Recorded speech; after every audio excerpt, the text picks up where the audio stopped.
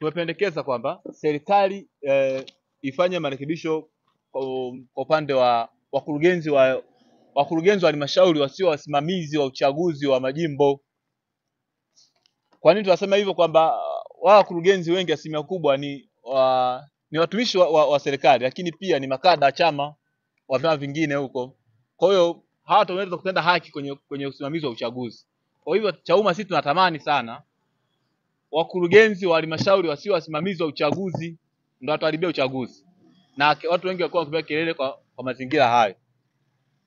Lakini pili, wasimamizi wa uchaguzi kwenye vituo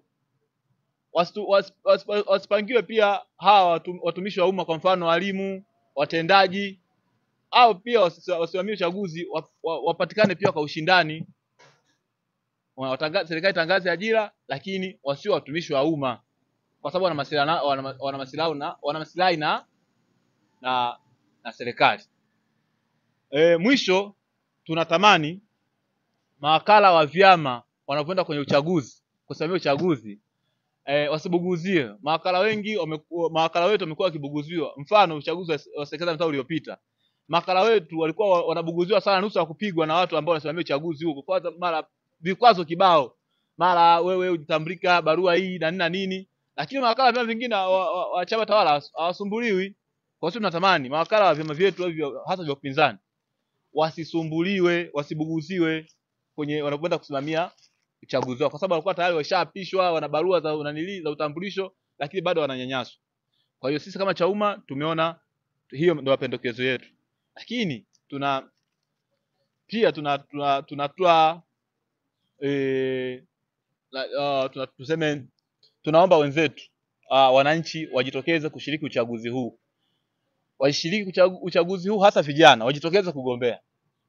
Tumekuwa tukilalamika sana vijana kuhusu wanasiasa kushindwa kujenga ajenda au kutengeneza sera nzuri za kuhusu ajira au viwanda.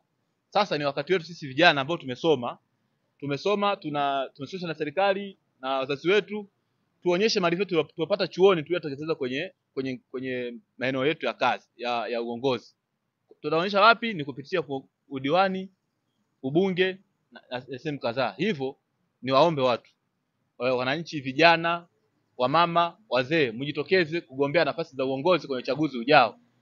Huu ndio utatoa picha ya miaka 5 hii ambayo tunaitaka. Pili, sisi hapa kama Chauma hatushirikiani wala tufungamani na chama chochote cha kisiasa kingine chochote ambacho kikipo hapa nchini.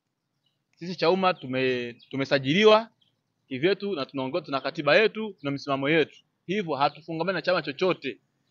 Tumekuwa na masuala kadhaa kwamba Chauma natumika na vyama fulani. Sisi hiyo kauli sio tunaipinga bwana. Tuko hapa, hata kauli ambayo naitoa leo mwenezi wa chama taifa, hatufungamani na chama chochote, na hapa hatujatuma mtu yoyote kuzungumzia kwamba kwa nini tushiriki uchaguzi. Kwanza mtu akisema kwa nini tunaunga hizo uchaguzi, sisi ni nani yetu, ni chama chetu, yani ndio kimeamua, tulisajiliwa kwa ajili ya kusimamia mambo yetu, si ndio?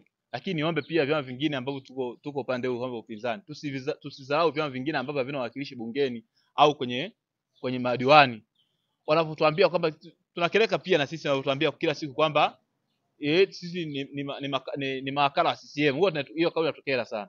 Singekuwa mawakala wa CCM, tunatembea na vyetu huko mtaani. Kae sawa. Pia vyama vingine ambavyo vinawakilishi bungeni wakiwa na jambo kutaka kulifanya, watushirikishe, sio kwamba wafanye wao huko afu anze kutuambia kwamba chama nyie fanyeni. Tutafanyia kitu, tutangaje hoja kitu ambacho sisi hatukifahamu. Watu wameandaa mpango yao huko na nini sasa, na nyinyi ungeni. Hapana, tuwezi kuunga juhudi ya misimamo ya vyama vingine. Sisi Chauma tuna misimamo yetu, tuna katiba yetu, tuna kanuni zetu ambazo zitatuongoza sisi. Hivyo hatuwezi kuunga juhudi ya misimamo ya vyama vingine. Actually nimezungumzia hao mambo matatu ambayo tusema yafanyike kwenye uchaguzi. Ni kweli sisi tunatamani yafanyike hivyo, lakini msimamo wetu mkubwa wa chama sio tu kwenye hizi changamoto ambazo zipo ambazo nimeziainisha. Kitu ambacho tunakitamani sana kifanyike nje na hizi changamoto za tume huru ya uchaguzi, tunataka tufanye mabadiliko ya katiba mpya. Tukifanya mabadiliko ya katiba mpya ndio watakuja kufanya maboresho yote haya. Yatafanyika kwa sasa, basi Ndio maana mwenyekiti wetu wa chama taifa huwa anamwambia kwamba kama serikali imeshindwa kufanya saizi, waona muda wa rais ni mdogo, basi rais aongezee miaka 10 ili mpaka afanye marekebisho ya katiba, kwa sababu tunatarajia kwamba tume iwe huru, lakini